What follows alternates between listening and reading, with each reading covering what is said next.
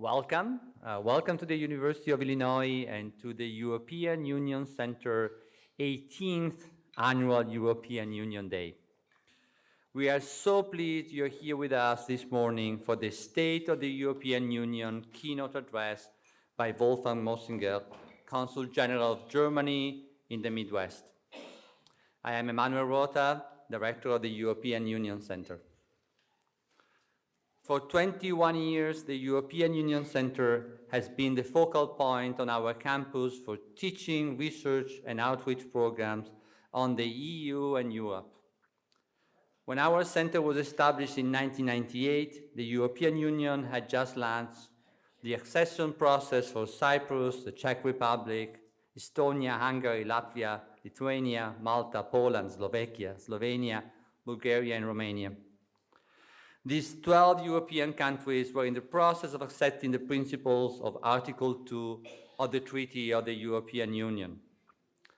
Respect for human dignity, freedom, democracy, equality, the rule of law, respect for human rights, including the rights of persons belonging to minorities. For 21 years, we have worked with colleagues, institutions, teachers, and students to make sure that the values of the European Union are understood and promoted in the spirit of transatlantic collaboration. Many of our initiatives have become traditions at our university, surviving our challenging time where nationalism, inequality, and cynicism seem to have the upper hand. One of our center's most cherished traditions is our annual EU Day, when we celebrate European culture, European art, and when we ask an illustrious guest to deliver our EU Day keynote address to represent the European Union and offer us an annual perspective on the state of the European Union. This year, we are especially honored to have with us Wolfgang Moessinger, Consul General of Germany in the Midwest. Mr. Moessinger represents Germany, whose unification process we also celebrate today. The fall of the Berlin Wall in 1989 and the events in early 1990 not only led to the German unification, but also set in motion a process that, like the original European Economic Community, promised to bring peace, democracy, and prosperity to the populations of former enemy states. As you will hear in a few moments from our colleague Mara Wade, the perspective that Consul General Moessinger will share with us today is informed by a distinguished career in diplomatic service. We are also very pleased to have members of the Chicago Diplomatic Corps and other distinguished guests joining us for this important event. With us this morning are, and pardon my pronunciation of your names if I get it wrong, I'm used to have my name pronounced wrong, so I hope you. Sanja Lakovic, Consul General of Croatia, the country that holds the current presidency of the European Union. Thank you so much for being here.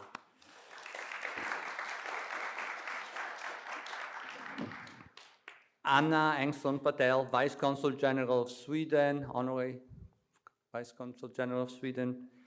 Karin, thank you. Oh, sorry, I didn't see you there. Sorry. Karin Moen Abercrombie, Executive Director of the Swedish American Museum and Honorary Consul General of Sweden. Thank you again.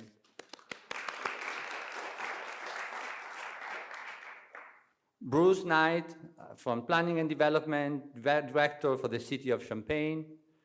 Marielle Wazanga, Director of the International Trade Center at the Illinois Small Business Development Center. Brian Curtis, President of the Peoria Area World Affairs Council. Don Sanford, Director of the Programming Committee for the Peoria Area World Affairs Council. And Brian Andres, former Director of the European Union Center. Thank you so much.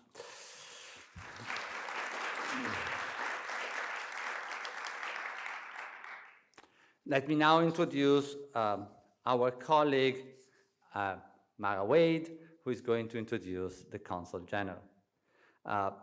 Mara Wade is a cherished colleague of ours, and now I can see that I misprint your bio, so this will be done by memory, but she holds the Senior Research Prize, Alexander von Humboldt Foundation. She's the incoming president of the Renaissance Society of America, and she's, of course, a professor in our Department of Germanic Languages and the editor-in-chief of the journal Emblematica.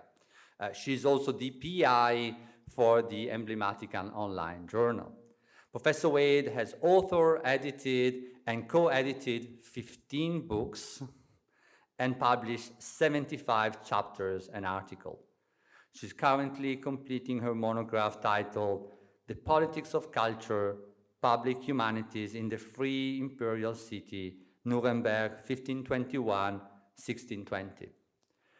We are delighted that Dr. Wade can be with us this morning to introduce the Consul General. Please join me in welcoming Dr. Wade to our 18th annual EU Day. Thank you so much.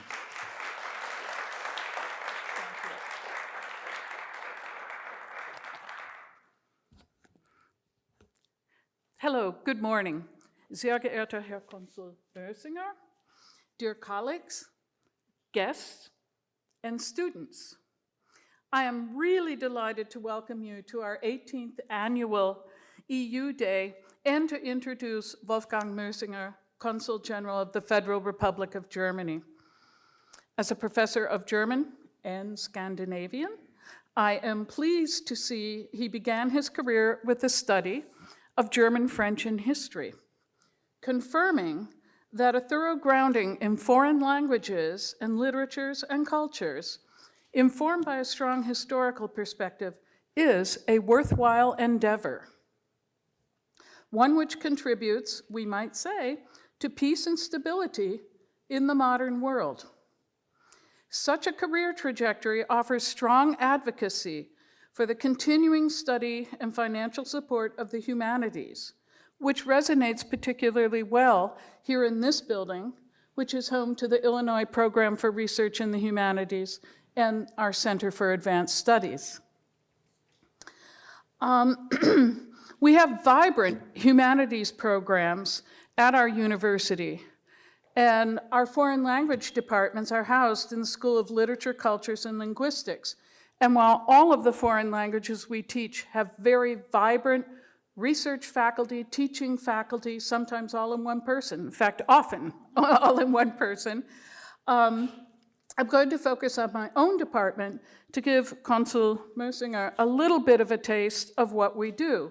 We are Germanic languages and literatures, hence the strong Swedish presence here today, because we teach Swedish and Old Norse and culture and society and so forth. We have exchange programs with the Consortium of Universities in Stockholm.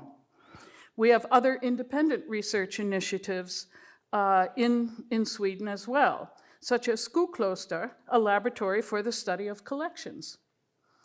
In the German department, we have a very, very active faculty. Almost every single one of our senior faculty members have won teaching prizes. They have research trajectories that are very, very impressive. And then also, we do a lot to support international exchange and student and faculty mobility. This is really critical in our modern world. We have a graduate student exchange with the University of Greifswald, and I see a couple of our alums sitting here in this audience. We have a Max Kade visiting professor, one semester each year with external funding. We are one of the few universities in the world that still has a DAAD lector. This is a very coveted item, and because we treat and mentor our lectors so well, we keep getting the funding for this. And with respect to Things German, we also have a steady connection with the Austrian Fulbright program. So people are coming and going to German-speaking lands in Scandinavia in our department all the time. But today I'd like to focus on the accomplishments of our guest. We have a keynote speaker with an impressive depth of foreign service experience before us today. Between various stints at the Home Federal Foreign Office in Germany, Consul Moessinger has served in German embassies and consulates in Dakar, Helsinki, Moscow, Edinburgh, Baku, Donetsk in eastern Ukraine, and now Chicago. And owing to the Russian invasion of eastern Ukraine, the seat of the consulate was relocated to Dnipro, while the consulate maintained its claim to the title, the Consulate Donetsk. He is well positioned to offer us his insights on the state of modern democracies and the threats to them from authoritarian movements and governments. His experiences, particularly as a foreign officer in Eastern Europe and as a German diplomat during the reunification and its aftermath, allow him to make observations which will surely resonate with our contemporary world. Drawing on previous experience as a Consul General for Germany in the Eastern Ukraine, Consul Moessinger will discuss the need for international cooperation in promoting liberal democracies. He will elaborate on the history of liberal democracies, beginning with the 30th anniversary of the fall of the wall in 2019, and of German reunification and the aftermath, the Wende. He will explore current threats to democratic governments. Consul Moessinger will argue that democracies need to be fought for by their citizens and are not a naturally occurring phenomenon. Lastly, he argues why the European Union serves as a model of peaceful international collaboration. Moessinger's lecture is inspired by his last post as a Consul General in Eastern Ukraine, where he witnessed the struggle of the Ukrainian people for freedom. Consul Moessinger has led the Consulate General of Germany in Chicago since July 2019. The keynote title is The New Cold War, Liberal Democracy versus Authoritarianism, Why the EU is Today More Important Than Ever Before. Consul Moessinger. You're welcome. Thank you very much, dear Professor Rotha, dear Professor Wei, dear colleagues from the Consular Corps in Chicago, students and teachers from the University of Illinois, Urbana-Champaign. It's a great honor for me to speak at the EU Day, the 18th speech of that kind, so you have grown mature today in this tradition. And I'm humbled by the invitation of a Jean Monnet Center of Excellence, which is your European Union center, only one out of 10 in the whole country. I'm also looking forward to some discussions after my lecture. And thank you for taking time to listen to me to a subject that might sound rather strange to you. It does not sound like the typical speech on the State of the Union and how we will develop our cooperation in the future. I've chosen the subject due to the fact that we currently face a fundamental challenge to our way of life, to what we had taken for granted for many years and decades, to live in a democratic, tolerant society with basic rules of decency and mutual respect, to live in a world with a certain set of rules that are observed by the overwhelming majority of nations and their leaders. This way of life is threatened, and so are the basics of what the EU stands for. That is why I thought it necessary to go back to the roots of this way of life, which we want to preserve. And to commemorate 30 years of German reunification is a good start for talking about these basics. I understand that a representative of Germany was chosen this year to deliver the keynote speech for the EU Day because of the 30th anniversary of German reunification, barely a year after the celebration of the 30th anniversary of the fall of the wall. Indeed, German reunification is worthwhile celebrating. Everybody old enough to remember the 9th of November 1989 can tell you where they were and how they learned from the incredible fact that the Berlin Wall was opened. The story, how that happened on that very evening, which is actually a significant date in German history, 9th of November. We had so many things that happened on the 9th of November, all over in the 20th and in the 19th century. But how it happened on that very evening is as thrilling as it is strange. It was a misunderstanding within the leadership of the then Socialist Unity Party, the ruling Communist Party in East Germany. The spokesperson of the party, Günter Schabowski, misread hastily written minutes about a meeting of the Central Committee in which it has been decided to open the borders over the next couple of days. He simply told the press that the borders are already open. And when East Germans heard this, they went to see it with their own eyes. And the border guards did not know how to react and finally gave in by opening the wall to take off the pressure.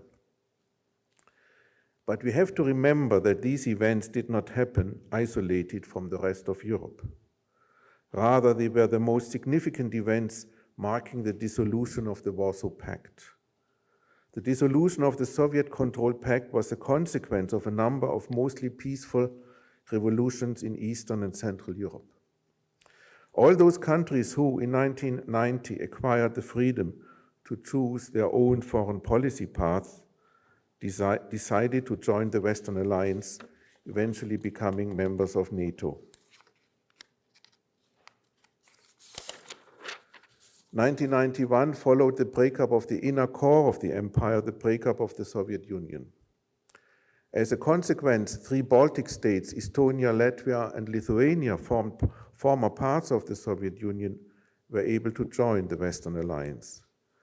The other former Soviet states became also independent, but stayed outside of the Western Alliance, partly by choice, partly by necessity, partly due to their location. But nonetheless, they all engaged in, at least formally, in a development towards a political system that was geared to bring about democracy and a market economy. By the early 1990s, there was a feeling that democracies are going to become the norm of governance. This period was even coined by the Chicago-born political scientist Francis Fukuyama, the end of history. We all hoped that this mostly peaceful end of the Cold War would enter a period of enhanced cooperation and mutually beneficial relationships. Even Russia itself entered a path of representative democracy with a wide degree of freedoms, speech, assembly, press, and a representative parliament.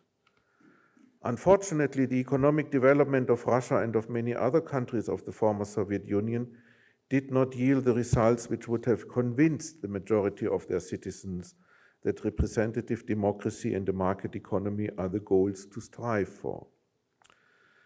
The mental state of many Russians at that time was similar to that of Germany after World War I. The German Empire was stripped of vast territories and of being a superpower, and most of the people did not really understand why. In Germany of the Weimar Republic, the legend of the stabbing in the back, in conjunction with the Versailles Treaty, served as a scapegoat and eventually turned out to be too heavy a burden for the newly emerging German democracy. In Russia and in many parts of the former communist-led areas in the 1990s, the people did not see the end of communism as a logical result of economic and political failure. They did not see it as a defeat of their governmental and economic system, but as a result of foreign intervention and exploitation. They never had time to develop more than a formal attachment to democratic practices and could not adapt to the new system with inner conviction. The developments of the 1990s are proof that a liberal democracy is not the natural form of government. It was never a foregone conclusion that any given society develops automatically into a liberal democracy if only you educate people well enough. Nowhere in the world and never in history did it come as a natural evolution. Citizens always had to fight for it. The ancient model democracies, Athens and Rome, were no exception to this. As you know, they were only partial ones as they relied on slavery and racial and gender discrimination. The inventors of modern democratic rules, the United States and France, had to win revolutions against monarchs and against oligarchs or aristocrats to govern in a democratic way. Germany had a particularly twisted path towards liberal democracy. the leading German historian Heinrich August Winkler needed to write 4 thick volumes to describe this long way west, which is the title of his books, and I can highly recommend them. After the 1848 revolution failed and the Weimar Republic collapsed under the onslaught of radical forces of the left and the right, it needed the liberation by the Allies in 1945 from Nazi rule to put West Germany on the path towards the Western-style democracy. And we were lucky enough in the west of Germany that the development of our democracy coincided with an economic upswing, which put all critics to the system to silence. Our economic miracle in the 1950s was actually not a miracle, but the consequence of support and help by Western allies, foremost the United States of America. And thanks to the economic success of West Germany, liberal democracy generated a strong appeal to the population in East Germany, which resulted in the peaceful revolution of 1989 and finally in reunification. Remember, for many years from 1961 to 1989, the border between the successful liberal democracies and communism went right through Germany and had one symbol, the Berlin Wall. Once the wall fell, liberal democracy was to prevail everywhere in Europe. So went the theory. But it turned out that our modern concept of a liberal democracy was not that easy to accept in newly democratized countries, as we had developed beyond the purely formal democratic norms which were in the rule books of political scientists. Our societies had developed into civil societies within a globalized world. The new demands of citizens of a liberal democracy were manifold. They had to respect universal individual human rights. You might think this is the essence of democracy. When the new German constitution was written in 1948 and adopted in 1949, after the experience of the Nazi dictatorship, it was quite natural that human rights were on the forefront. The first paragraph of our constitution clearly states, "The dignity of man shall be inviolable.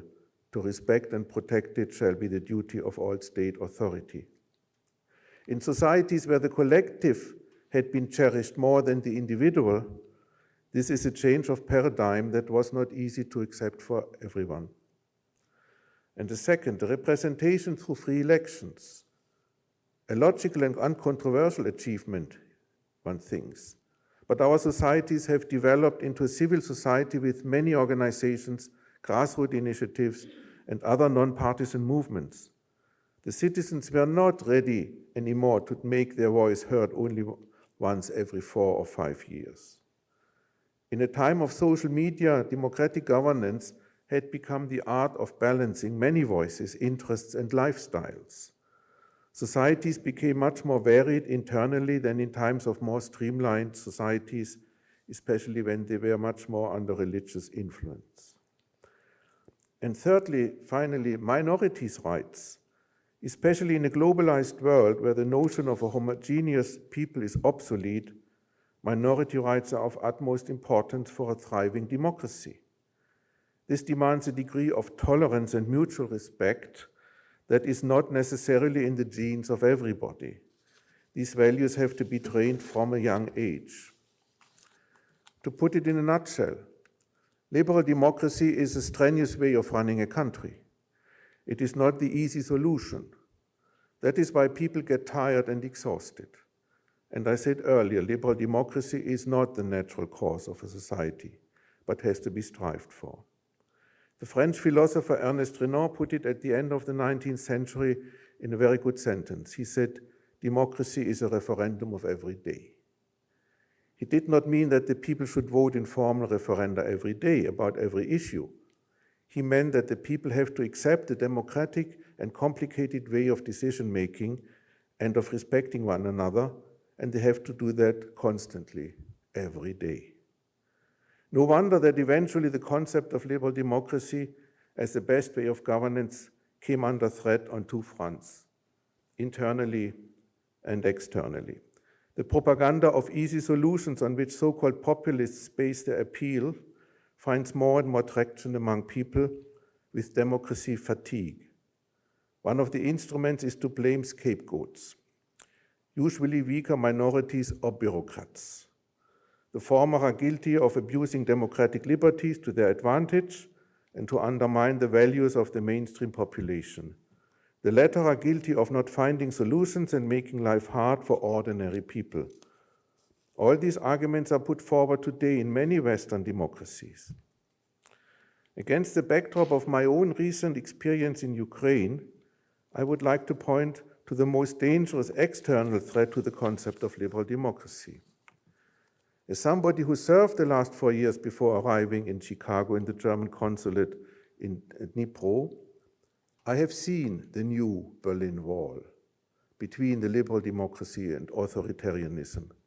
And it is the front line between the troops of the Republic of Ukraine and the Russian-backed separatists of the so-called People's Republics of Donetsk and Luhansk. The overwhelming majority of Ukrainians want to develop their country into a Western-style democracy. And this endeavor is threatened by the power which fears liberal democracy most, and that is Russia. As a side aspect of this battle between two diametrically opposite concepts of governance, I would like to mention that it makes me sad and angry that Ukraine and Russia are put on the same level when it comes to point to external threats to our democracy. All these efforts to blur the picture that really Russia is manipulating our processes is helping the Russian government to continue their practices. The current Russian leadership cannot allow Ukraine to become a successful democratic country. It would put into question the authoritarian rule in Russia, which is now the state doctrine. This doctrine is based on Putin's favorite philosopher, Ivan Ilyin, who lived from 1883 to 1954, and who propagated that Russia is not a country that could ever run based on democratic principles. Putin resurrected this man, literally, because Ilyin died in exile in Switzerland, but Putin's close cultural advisor, the film director Nikita Mikhalkov, got his body exhumed and reburied in the cemetery of the Donetsk monastery in Moscow. His works, so Ilyin's works, are now integrated into the curriculum of all Russian schools. The young generation of Russians is indoctrinated by this thinking that Russia is different from all other countries and that it must not follow the example of the West. This is the philosophical basis for Putin, which he pursues not only internally through education and through tough hand on all opposition. This philosophy also guides him in his external policies. Unfortunately, he has found the ideal tools in right-wing populist movements. If you believe that liberal democracy is a bad thing for your country, you have to deter your own people from demanding it. And that is one of the main tasks for Russian state media, for their home audience, but also internationally. It is very interesting to observe the different ways between the reporting in Russian state media at home and abroad through channels like Russia Today. The general trend for the home market is showing the West in all its negative developments, like rising poverty, unrest, unregulated mix of cultures with clashes between the different groups, basically a society in decline, something that a true Russian does not want to see in his home country. International reporting plays on the Western government's alleged lack of coherent leadership.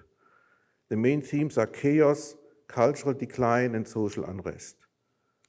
All the reporting is geared to strengthen the opinion that ordinary people have become the losers of globalization, that they are exposed to developments they cannot understand, even less control, in short, of being disenfranchised. The obvious signs of it are opening of borders, new habits and lifestyles that are foreign to them. Homosexuality has become the symbol of this degeneration of Christian values as they are perceived in Russia's state media. To the home audience, Russian media contrast the Western model of liberal democracy in decline and degeneration with the strong leadership of Putin, the orderly life Russians can lead after the disorder and chaos of the westernized 1990s. In the West, they portray the so-called cosmopolitan elite as the winners of globalization, as those who undermine traditional values, while many people have legitimate reasons for feeling disenfranchised. Thus, they create a successful tool to promote right-wing supremacist parties and groupings, exactly those who threaten the concept of liberal democracy as a role model for governance. This contrast supports right-wing politicians' views and makes people amenable to slogans like "us first." What it means if these slogans are put into political action has become more and more obvious. It means to close borders, to stop economic exchange, to replace the rules-based international order, the power of law, by the law of the powerful. In short, turn the wheel of international and societal evolution back into an unregulated fight, everybody against everybody, where only the fittest survive and should survive. If we leave this movement unopposed, we would face devastating effects in our densely connected world, not only in international relations, but also in our well-being. Just to give you one example related to the trade between Germany and the United States. Germany exports almost 50% of its GDP, and around 9% of our GDP is exported to the United States. But only 15% of these exports to the United States are consumer goods that are sold to the American people without any added value in the United States. This means that 85% of our exports to the United States are actually going into the manufacturing process in the United States and help American businesses to produce the goods that you buy in the shops or order online. Interrupting these supply chains, these tools and machineries replacements through tariffs or quotas, or ban them altogether, will have unpredictable consequences. Nobody knows for sure all the repercussions that would occur in different sectors, to different businesses, to different products. The only thing we know, it will make consumer goods more expensive. So the slogan, "Us first," will be remodeled into "It's us to pay more." Ladies and gentlemen, I've not forgotten that I'm speaking today to you at the EU Day, but I thought it is necessary to describe the rather bleak picture of a world that poses serious challenges to what the European Union stands for, the liberal democracy. Only by acknowledging these challenges, we might fathom the importance of an international body as complex as the European Union and the value added it can bring to bear to solve or at least stabilize this world that our President Steinmeier has called a world thrown out of joint. Let me start with a bold statement. The EU has been a success story. I know some of you might smile or even laugh about this statement against the backdrop of Brexit, Euro crisis, and the rise of nationalistic governments and parties in many of the EU member states, unfortunately including my own one. But it is true that the EU has brought stability and prosperity to the European continent. This continent, which in the past has been the source of many wars, has become a stability factor in the world of today. You see the attraction the EU still exercises when you look at those countries in Europe that are not yet member states and want to become one as soon as possible, like Ukraine or some Balkan states. It is true that some richer countries in Europe prefer to stay outside, like Norway or Switzerland, nowadays also Britain. But even these countries seek the closest possible association with the EU in terms of trade or free borders, like Switzerland. The EU has managed to be successful, I think, by three major achievements. First, the EU has brought order and the rule of law into relations between nations by pooling lawmaking competencies on the European level. The EU is therefore the best example of how to avoid a backlash into nationalism and violence. It can and it should serve as an example of a multilateral order of mutual respect and the rule of law between nations. Second, The EU only works if the citizens of its member states show tolerance and respect. Until now, this worked thanks to many programs of exchange and of a dense network of common organizations. This achievement is under threat by the rising nationalistic movements. But even those member states with right-wing nationalistic governments do not wish to leave the EU. Why? It is not only because they benefit financially from the EU, it is also because the EU protects them against unwelcome retaliations. If you were to put always your nationalistic interest above a common good, at some stage you will feel the reaction of the others. The Eurosceptic governments who propagate their nationalistic views to their home audience within the European framework are protected internationally by that very EU itself. The EU serves as a shield behind which you can easily and freely please your home audience with nationalistic propaganda without having to fear any tangible reactions against yourself on the level of international trade or politics. And thirdly, the EU is a pool of smaller nations. That includes Germany, which is on a global scale a middle-sized power.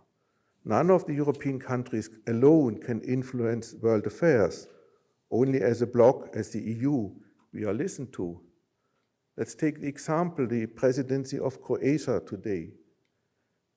I mean, the Croatian point of view is very important, but would it be important in the world stage as only Croatia? But now, as the leader of the EU, Croatia can influence the EU's position from a very important position, and the EU and Croatia will be listened to. So this pool of smaller nations can exercise more influence internationally than if they stay apart and go alone. This simple truth also counts for policies in a globalized world that refer more directly to our everyday lives. Only big states will be able to maintain a rules-based order against worldwide operating corporations who become bigger and bigger and who do not care about democratic rights of the people and who tend towards monopolistic structures. Laws and taxes are a nuisance to many of these. Small nations would be powerless against them. Even the American government struggles to rein into some of the big corporations' dubious practices. These three achievements show what an important factor the EU is in the struggle between liberal democracy, authoritarianism, and ruleless law. The Union serves as a model of cooperation in a multipolar world, as a bulwark against the hollowing out of democratic societies and as an instrument to tame big business. As imperfect as the EU is, the EU shows that it's worthwhile having a democracy, a rules-based order in which people have a voice. Liberal democracy is probably the only possible governance system in which disenfranchised people can influence politics in a peaceful manner by voting.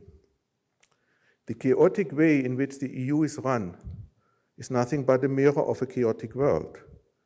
But the Union is proof that cooperation and respect can work to the benefit of all.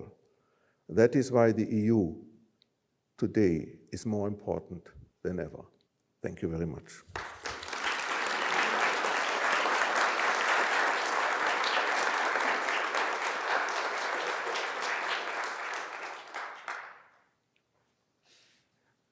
Thank you, Consul General. I hope you all agree with me that this lucid diagnosis and passionate defense on the role of the EU is much more than just a traditional speech. And so I think there must be a lot of questions, a lot of opinions, and the Consul General has been gracious enough to accept to answer some questions. So please, I would like to open the floor to questions and to the answers.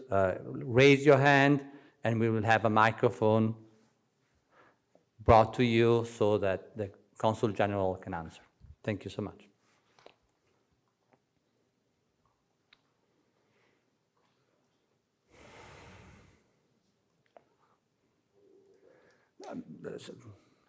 Yes.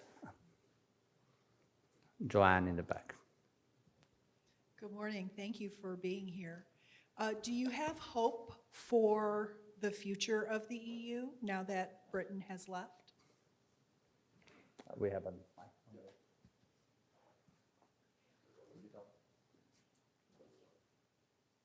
Yes, I do have hope. Always have hope for the EU, because the EU has always been said that the EU is at the end. It's coming to an end. It's not working. It's breaking apart. Now that the first time in its history a country has left the EU, of course, the danger is more pertinent than ever. But on the other hand, to be honest, the United Kingdom was not a very kind of supporting and helping country to find solutions, and especially to develop our institutions further. So maybe without the UK, some things could be done more easily now inside the EU. Of course, it's a big loss when it comes to our international standing.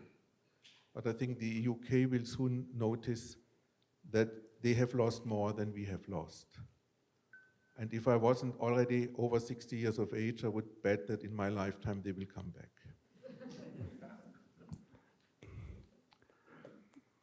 Okay. Carol? I have a question about EU foreign policy. Coordinating that is often as difficult as any internal decision. And since you were in Eastern Ukraine all through that critical time, I'd be interested in your insights about how the EU as an organization, as opposed to how Germany as a state responded to that crisis. Thank you. The EU played a very important role in supporting the Ukrainian democratic forces against those who actually wanted to bring back Ukraine more closer to Russia. And the EU had actually two tools which were very down to earth for the Ukrainian people. And the first was to give Ukraine the freedom to travel to Europe without visa. Something that Russians do not have, but Ukrainians do have. It took a while because we needed some guarantees and some securities from the Ukrainian government for it, but eventually it happened. And this was huge. Even many Ukrainians can't afford to travel to Europe just because they don't have the money, but they know they could. And nobody would ask them to go through cumbersome procedures and all that. This is a big step forward. And the second is the free trade agreement. We have now a free trade agreement with Ukraine, which is very imperfect. There are still lots of things not working fine, but basically, Ukrainians can now trade with the EU without any customs or any other regulations. Of course, there's problems of standardization, of certification and all that, but this is a matter of technicality that will be resolved over the next couple of years. Again, a huge step forward, especially in the minds of the Ukrainians as well. So the EU really had something real to offer, and they did offer, and they played it very well. And of course, Germany is a part of the EU. We supported that. We had, in addition to that, some bilateral goodies to give to the Ukrainians. But in these matters, in trade and in border control, we could not go alone, because this is now a European matter. And that's why we are so happy and really supporting the EU in going forward to that. And I think the EU has shown again that it has power, soft power, which is sometimes overlooked.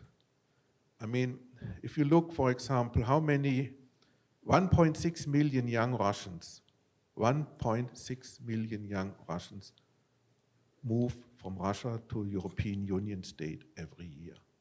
1.6 million. How many Europeans move to Russia? I know Gérard Depardieu, and that's the only one I know. It's a big one. I have probably a follow-up question to this, which has to do with the question of Scotland and potentially Ireland and the European Union. You have been also stationed in Scotland, and what is going to happen if the Scottish Parliament and the Scottish Prime Minister push forward for a new referendum and they ask the European Union to accept Scotland? What is going to be the German position in the face of something that would break down potentially the UK in the name of the European Union and joining the European Union? Governments have the tendency to answer to difficult questions only when they arise. And this didn't arise yet. It was in 2014 when the first referendum in Scotland happened. It was quite clear that Scotland would have to go through a new process of readmission. And at that time, it was also clear that the Spanish government would veto it in view of Catalonia. And after what happened in Catalonia since then, I'm not so sure whether the Spanish government has repositioned itself on this issue. On the other hand, the EU has also said that if Ireland reunites and Northern Ireland joins the Republic of Ireland, that would be immediately part of the European Union, because Ireland is part of the European Union. That would be the same process than when East Germany joined West Germany. So I think, although I think the Scottish independence movement is very strong and Brexit even made it stronger, I think more immediately the United Kingdom will have to face an issue of Irish reunification. This is not going to happen tomorrow or in 2 or 3 or 4 years' time, but the demographics speak for it. The regulation that Boris Johnson has negotiated with the EU leaves actually Northern Ireland in a very difficult position, and I think that might be more of an immediate kind of danger for the United Kingdom than Scottish referendum, because, you know, from the legal situation, the Scottish government cannot call a referendum without the consent of the British government, and I don't see any readiness of the British government to do that. Kostas? In your lecture, you presented this contrast between the liberal democratic EU and the more authoritarian alternatives, particularly in Russia. And I'm wondering if you wanted to speak about your experience as a diplomat, whether that's actually helping the EU be more cohesive, if it brings the European countries together, the fact that it's us versus them, or if it's actually doing the opposite, meaning certain countries find the authoritarian alternative, the rational alternative, more appealing, and that's making life more difficult for decision-making, particularly when they deal with external threats. Because there's many of us studying the EU from an academic point of view who really don't know what exactly is happening there. The answer is very complicated in the sense that it actually is both is happening. On the one hand, the external threat binds people more together, but only those people who are actually in favor of liberal democracy as a governance system. That means the civil societies, even in countries like Poland and Hungary, feel now much closer to the other countries. The governments is sometimes a different issue, and their supporters. So in these societies, there is a very big, very sharp split between the two different camps, as in ours, as in many other societies in Western European countries. So yes, I think the civil societies are much more aware that they have something in common and that they have to stand together to defend what is very important to them, our liberal system. While governments see chance to negotiate from a position of strength because they have a big brother supporting them or helping them. And of course, the big brother is doing everything he can to split up the European Union.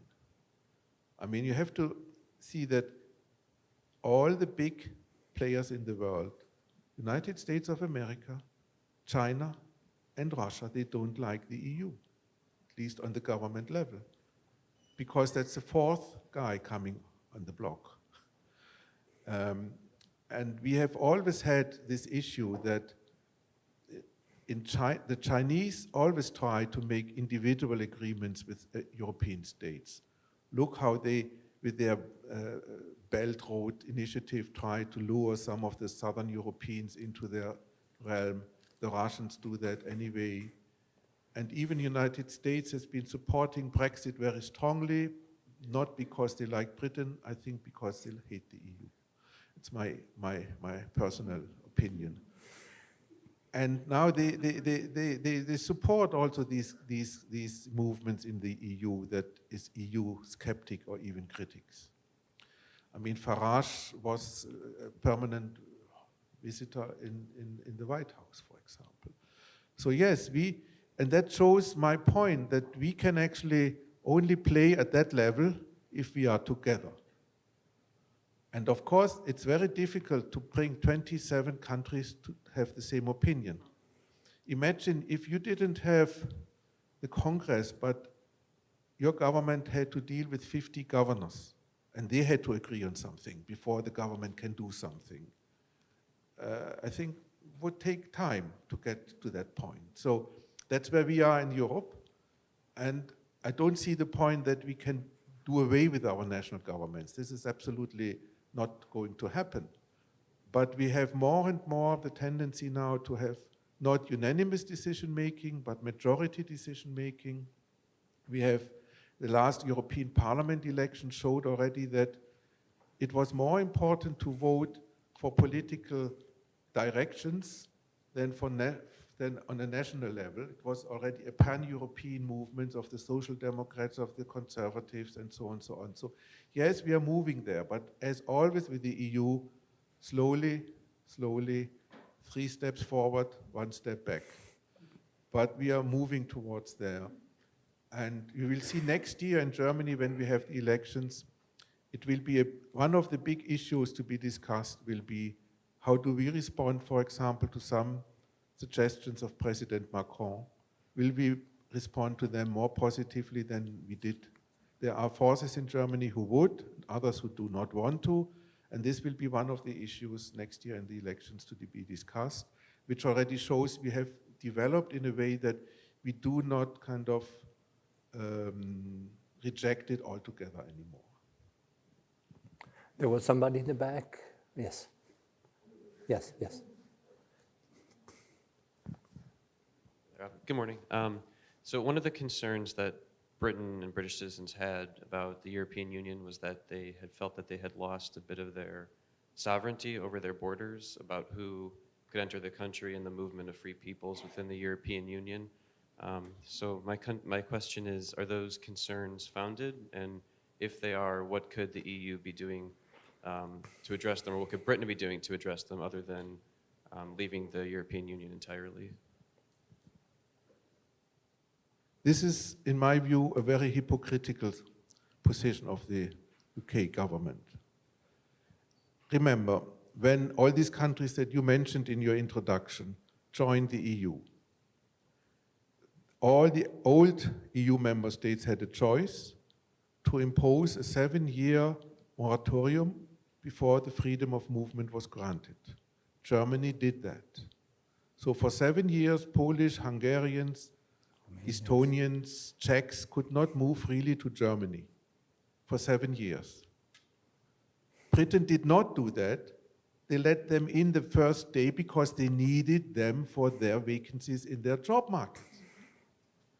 Tony Blair did not raise this moratorium. He could have done. So he didn't do it. And now they blame all these Polish people, Hungarian people, and other people from European countries who came immediately after they joined the EU, filled the posts, filled the vacancies, paid their taxes. In Scotland, there are villages that would have closed down schools if not Polish families had moved into there as laborers in the agricultural sector, for example. And now they say we have lost our sovereignty. They didn't exercise the sovereignty when they could have done so. And actually, the people, if you ask British people, what do you feel most threatening of all these foreigners? They don't think first of all of Polish people or Estonians. They think of Indians, Pakistanis, Bangladeshis, Asians. And the immigration from these countries has nothing to do with the EU. The United Kingdom government could have regulated that themselves. This has nothing to do with the EU because United Kingdom did not join the Schengen Agreement, so they could have made rules and regulations about Commonwealth people. But I mean, if you are stuck in your old thinking that you are actually a world empire, and you want these people have actually been in your citizens at some stage in the past, and then you let them in big numbers, probably too many of them. But that has nothing to do with EU. They were there before the EU was actually opening the borders to the east, and then they could have still had this moratorium of 7 years, and they didn't do it. So this is very hypocritical. I think it's one of the big lies of Boris Johnson in his campaign against at the Brexit campaign. And that you have to call it a lie, because he really lied to his people, saying that the EU lets all these foreigners in. That's not true. The British decided to let the EU citizens in from the very first day, and they didn't do enough to prevent the non-EU immigration, which they could have done. But they needed this argument about the migrants to get out of the EU. And my feeling is for completely different, hidden reasons, because some people in the United Kingdom simply wanted to get rid of European competitors.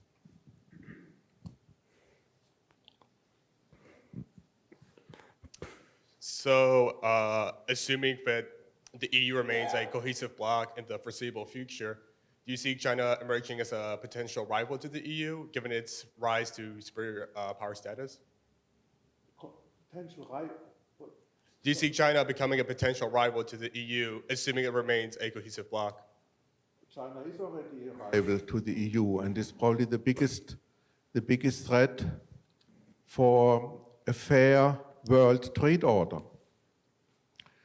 And we have lots of sympathy with some measures that the administration here in the United States have taken against China. We would simply like to do it together. The problem is, if you find China such a big threat to you, and there is your friend next door who sees it the same way, why do you not go to your friend and ask him, let's do something together? Why do you just move ahead and tell him, we don't care about your opinion, we do it? And if you don't do what we do, we punish you if you do it.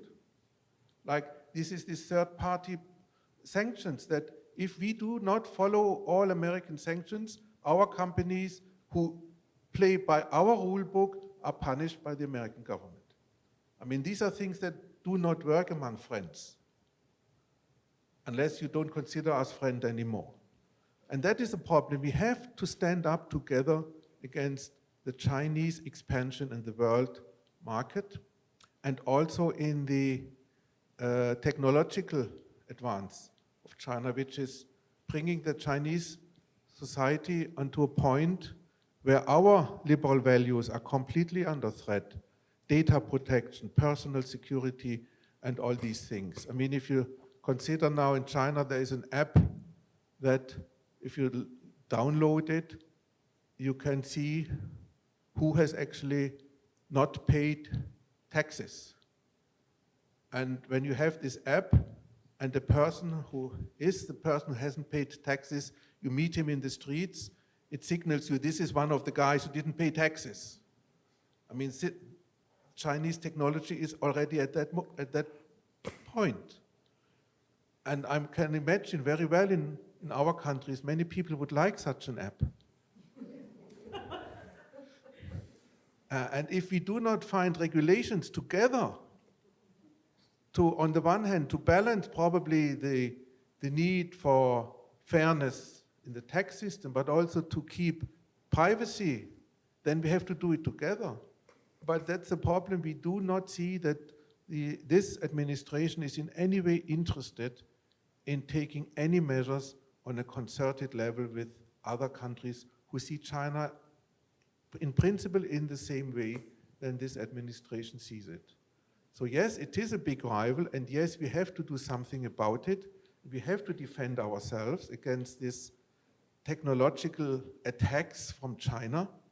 And by the way, China looks probably stronger at the moment than it is, because if you look at the indebtedness of China as a state, as the companies and private people, I mean, if we simply ask them to pay back their debts, we pull the plug.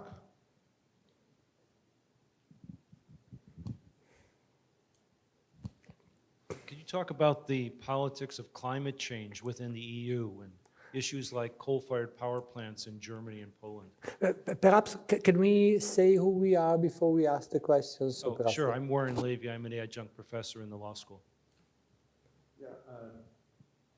I'm sorry I didn't mention climate change at all in my speech, because I'm very worried about the kind of the philosophical and societal development that we face at the moment. Of course, we face the climate change as a fundamental and existential threat to all of us. Again, a point where we should actually do something together.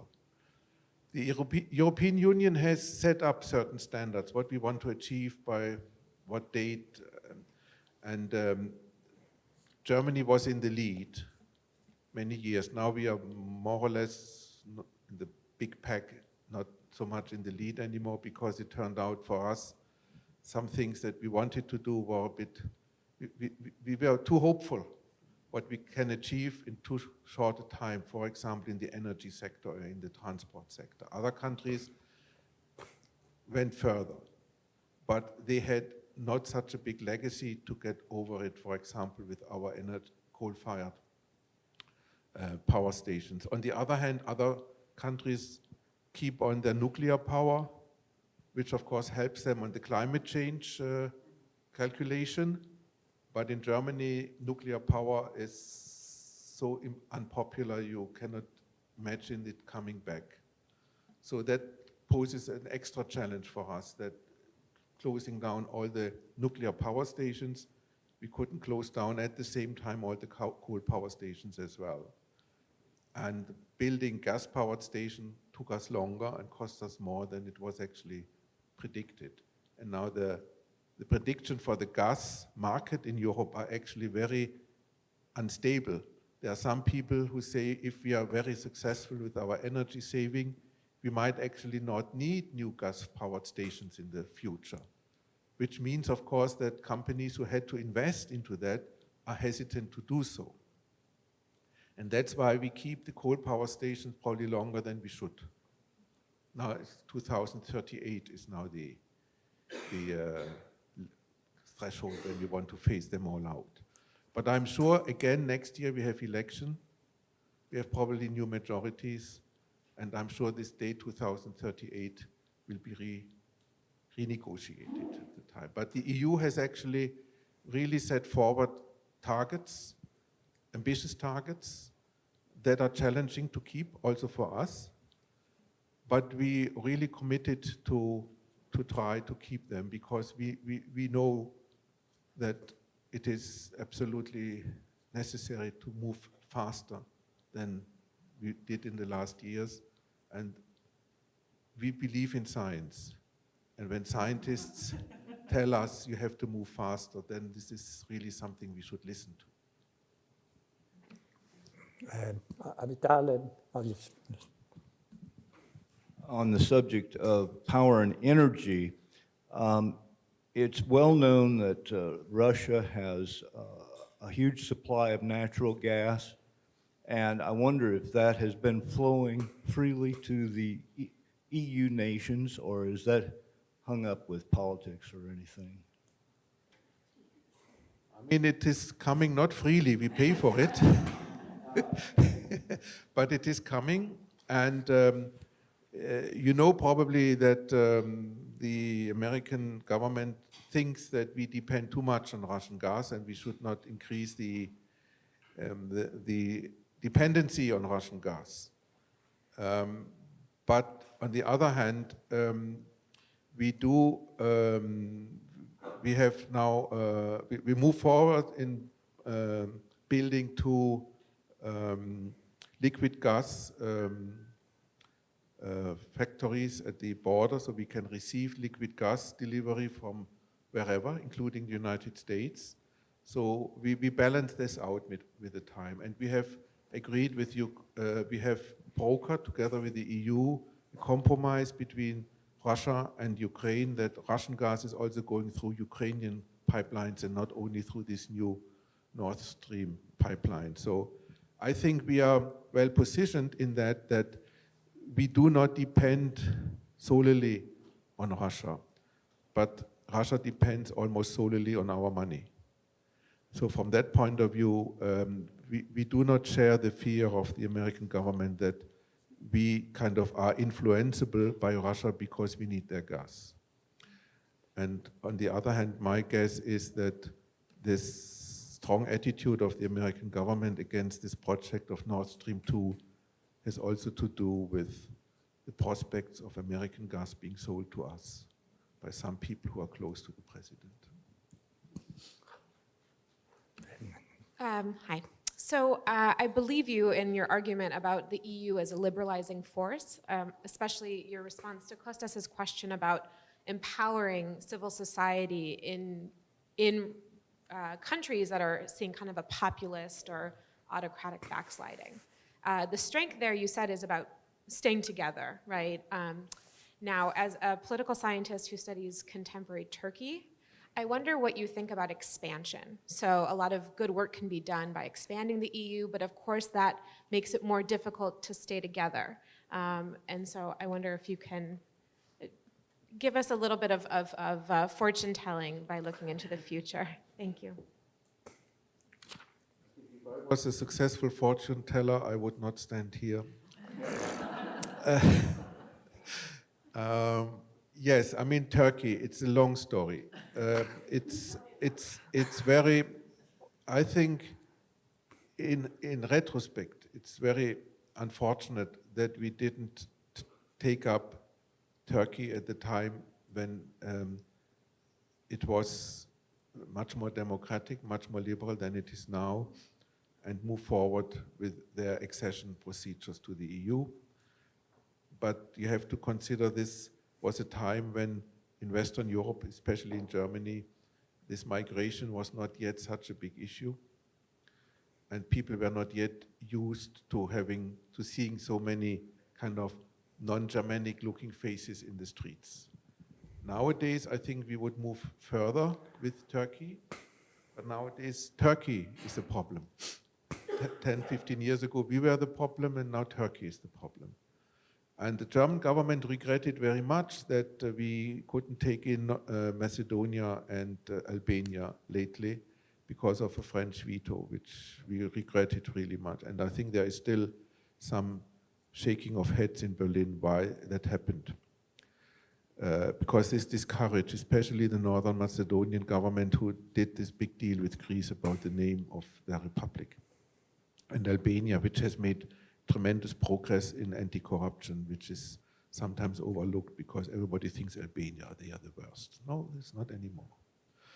Turkey, yes, I think, but at the moment, I think what we have to make sure is that Turkey stays a partner in NATO that we can actually accept at NATO, because NATO has also certain values. It's very difficult to predict how the government there evolves. Because you have to say, on the one hand, yes, it is going to be more autocratic almost by the day, but you still have a vibrant civil society who stands up against it. And how that plays out eventually is another issue, especially when you see the military engagement of Turkey and at the same time the economic crisis of Turkey. When is he running out of money? That's the big issue. and then it will all change. But what will happen until then is everybody's guess. But we try to keep Turkey really kind of close to us because we have 3 million Turks living in Germany. We cannot afford kind of having a Turkish government that actually entices hatred with the people living in Germany. And actually in Germany, the Turkish community is completely split over Erdogan. More than half of the Turks living in Germany hate him, but about a third to 40% love him, and they go to vote. Those who hate him, they don't go to vote because they say, I don't care. And they don't know what to vote because the opposition is a bit weak. But those who love him, they vote. And that's why you get these results of the Turks who live in Germany, that 60–70% of them have voted for Erdogan. But you had a turnout of only 30%. So, but this is the picture that then kind of is not always accurately reported. Yeah, it's a very difficult situation for us in Germany, particularly because of this strong Turkish population. Although more and more of them have now decided to become German citizens. That also shows where their loyalty is and what they think is their future and in what system they want to live. Because none of those who vote for Erdogan want to go back because they know exactly their life wouldn't be better to go back to Turkey. So they stay where they are and shout, oh, Erdogan, great guy. It's a bit the same with the Russian Germans who shout, Putin, great guy, but they did not want to go back. So it's not a good answer, but it's the best I can give. How you doing? My name is Robert Ware. I'm a senior here at the university. I'm curious, this is another region of the world, but in your opinion, is there any role that Latin America plays in the EU? Yes, because we have Spain and Portugal in the EU. That's the strength of the EU. You know, there is hardly any region in the world that has not good friends inside the EU and people who know very well that region. Africa is, for example, through the French, usually defended in the sense that we have to do something for Africa.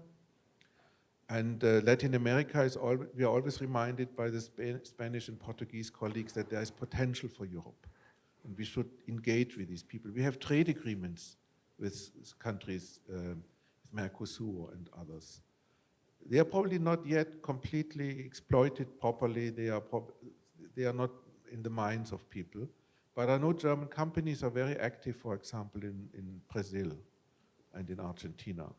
So there we see a future, especially on the economic exchange, on trade, but also in students. We have lots of Latin American students in German universities because there we have a good, traditionally close relationship between German universities and Latin American universities due to the big German population emigration that lived in countries like Argentina, Chile, Uruguay, Brazil, and so on. So there is future, but you are right, it's not in the center of our attention.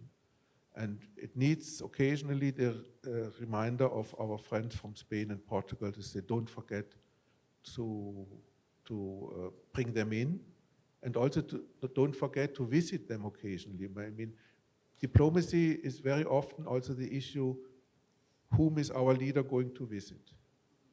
And Latin America is unfortunately at the moment, with all the crises we have all over the world, not on the top priority.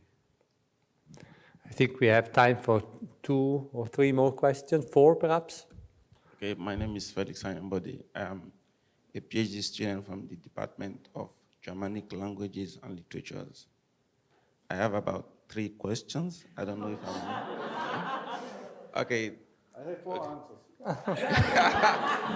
Okay, my first question is, I know that divorce between the EU and UK is a big blow to the EU. So in your own opinion, do you think that the EU will ever recover from that huge loss? And how do you think that the EU can recover from that loss? And secondly, I was thinking that why is everything happening at this point in time? Why not 5 years ago? Why not 10 years ago? Are there factors that contributed to the actual Brexit that we are talking about?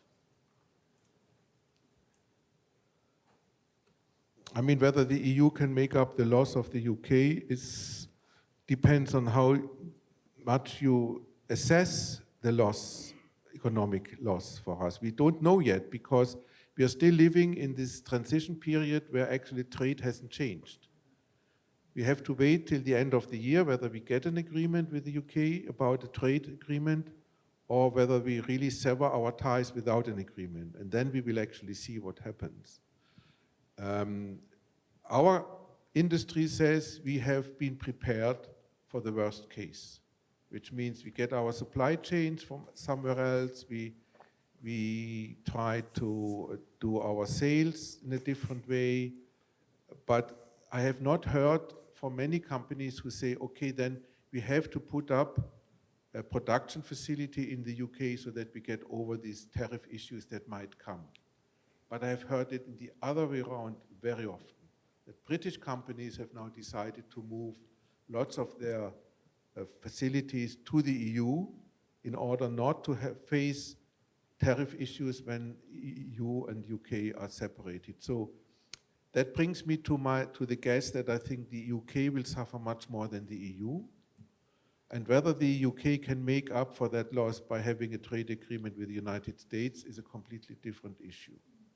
That's why I think the best thing would be if we can find a solution, a trade agreement with the UK, EU and UK until the end of the year, so that there will not be that big a difference in the trade, kind of the reality of trade as it is now.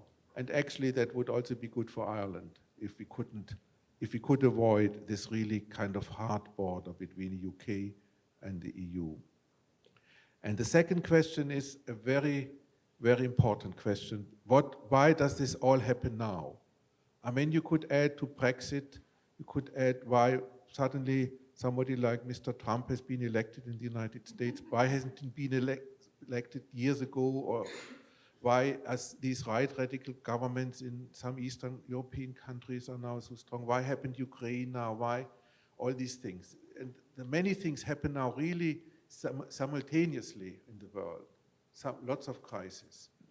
And I think it's very difficult to bring to condense it onto one or two reasons.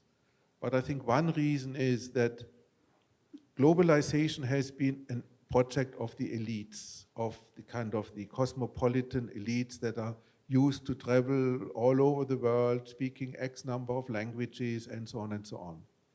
And they have forgotten that there are people in their countries for whom this is all going too fast and too far. And they don't understand it, and what does that mean, and why is there suddenly this, and why did I lose my job to a guy in Bangladesh, or whatever. We have not explained that well enough to the people, that globalization is not against you, it helps you. Of course there are people who lose in globalization, lose, for example, their job. But on the other hand, how much would we have to pay more for certain products if we hadn't globalization? Because it's cheaper when it's made where it's cheaper to make. So these kind of things, we haven't explained that, and that's we had a gap between the elite who kind of pushed forward this process of globalization and many people for whom this was simply too much, too fast, and too far. And now there comes the backlash. Whenever they get a chance now to tell the so-called elite, look, we are here as well, don't forget about us, and there comes the ballot paper and they can say no to EU, or they can vote a guy who shouts loud enough against everything, then they vote for him.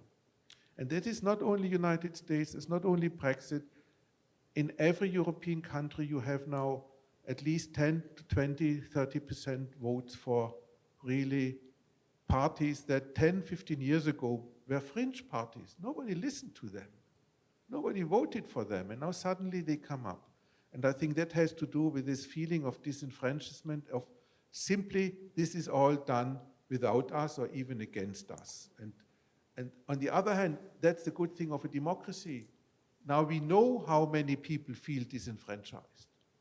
Mr. Putin does not know that, how many people feel disenfranchised in his own country, because they have no chance to tell him that, unless they want to go to prison.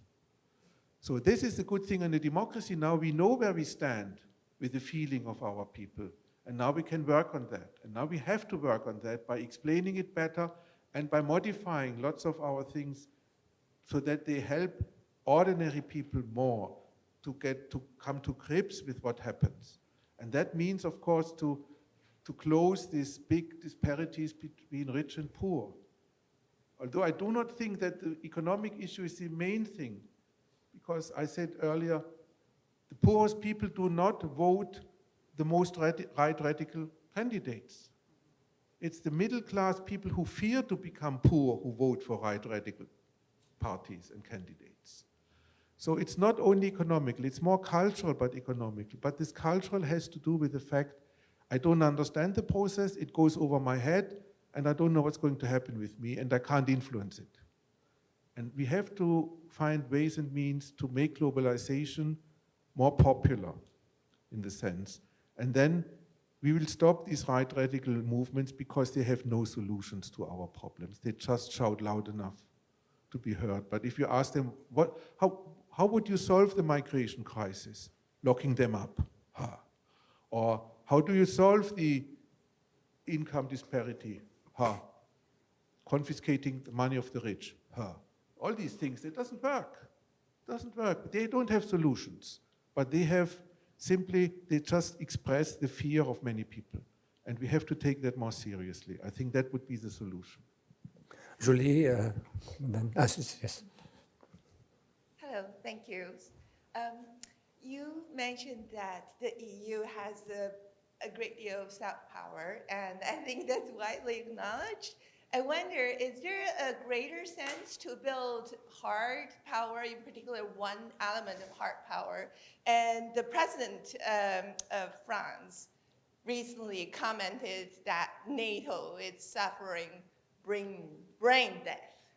And so instead, he advocated a European-wide military force. So would you comment on that? Is there a growing appetite for a European-wide military force? Thank you. Yes, I think this is the probably most surprising reaction of these frictions between the United States and Europe is that the Europeans become more and more aware that they have to do more for their own defense. This is particularly difficult to convince the German public about that, because Germans are now predominantly pacifists. And I can't see anything bad in that, to be honest. If you ask Polish people whether they want a strong German military again, I don't think they are very excited about this. But yes, we cannot just be kind of a big Switzerland. Although Switzerland is defending themselves very heavily. Every Swiss citizen has a gun in his cupboard. No, we have to do more. That is clear for us in Germany. And the more means also to more together. And the European Union is moving towards kind of uniting the military capabilities, but on the other hand, we should not duplicate NATO. There is a big, fine line between if Europe kind of makes their own military union, what does that mean for NATO? So that we have to be careful on that, because we do not want to break up NATO like that. But first of all, we have to do more, we know that, but it will be very difficult in Germany to convince people. And as we are a democracy, you cannot impose it. You have to convince people. In France, it's easier to convince people that they have to do more, because the military is very popular there, much opposite to Germany, unfortunately, and in other countries. But we have already done a lot. We have, so for example, we have joined German-French forces, to which some other countries are adding their forces now. We have a military advisory structure within the EU Commission now. So there is things moving on, but as I said before, always in the EU, slowly.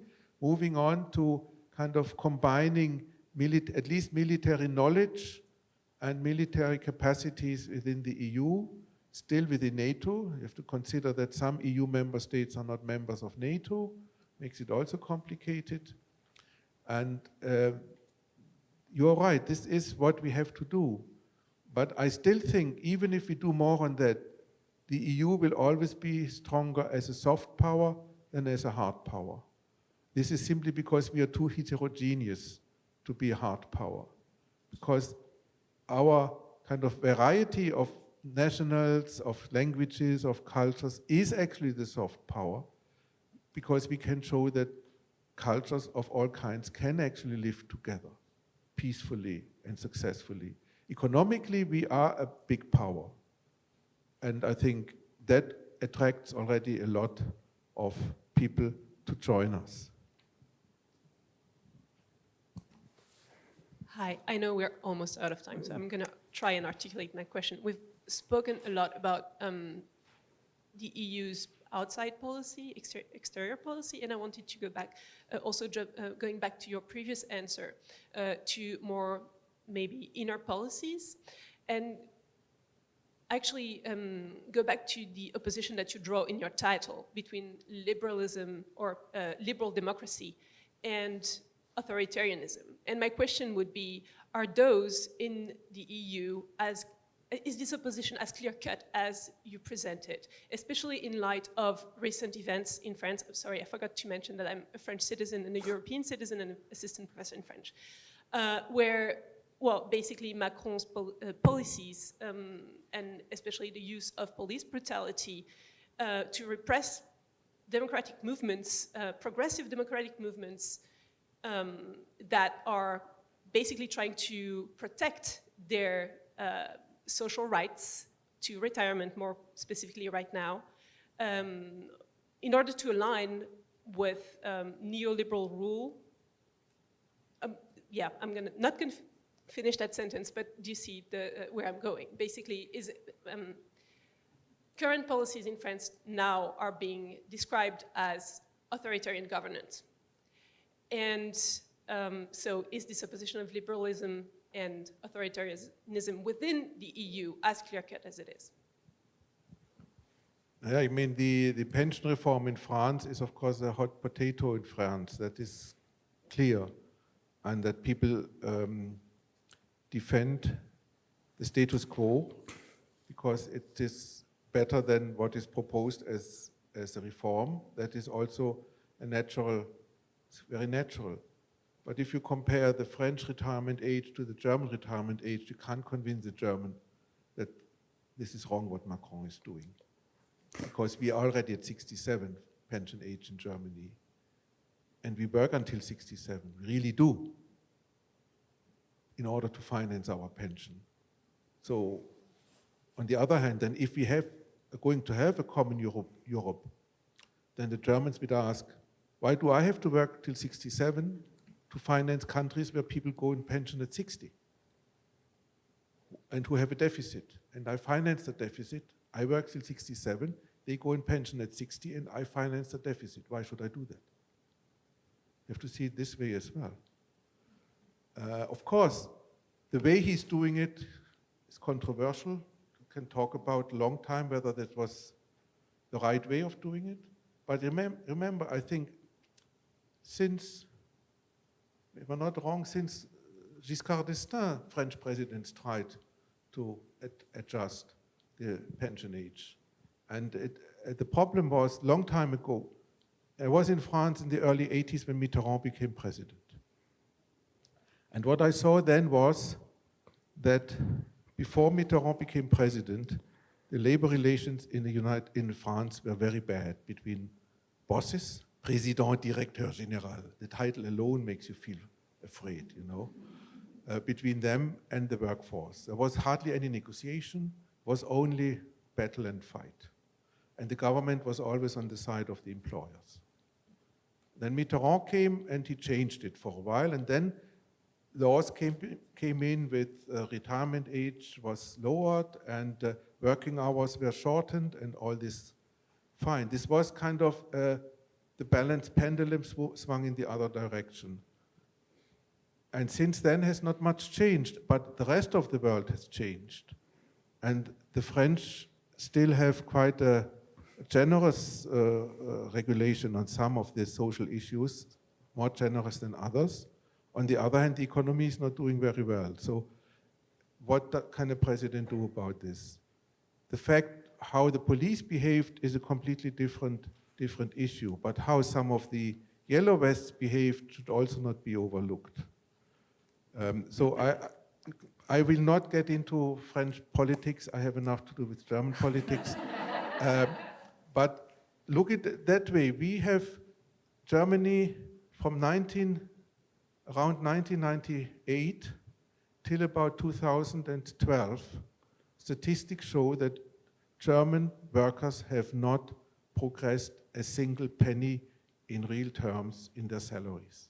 We were the last one of all the EU member states when it came to salary increase, Germany, because we had 5 million jobless people in Germany at the time, and we were going downhill. And then Gerhard Schröder made these also very controversial reforms, and now we are better in the statistics, of course, with lots of problems with working poor and disparities between rich and poor also getting bigger in Germany. But we came back. And the German citizens have understood that we didn't have these big unrests against these reforms, like in other countries. But now the people kind of get the benefits from it. Now we had big salary increases the last couple of years. But now when we really want to join, really want to have more common European policies, we cannot always kind of take the bottom line is the bottom line. We have to come to an average. And there, it's another thing of convincing the German public that we have to go along with some of the reforms on more European policies. But if they have the feeling that we are always the ones who pay and the others are the ones who get, then we'll have trouble to convince the German public that this is the way to go forward within the EU. So, sorry, it's probably not the answer you expected. But thank you so much, Consul General Moessinger. Thank you, really thank you for providing such clear and sharp answers to our numerous questions. We are very grateful. Thank you all for joining in our EU Day celebration. For those of you who have been invited for lunch, unfortunately, lunch is invitation only. Please join us downstairs at the second floor. You will find a sitting card to help you find a place and continue our conversation during lunch. Thank you again.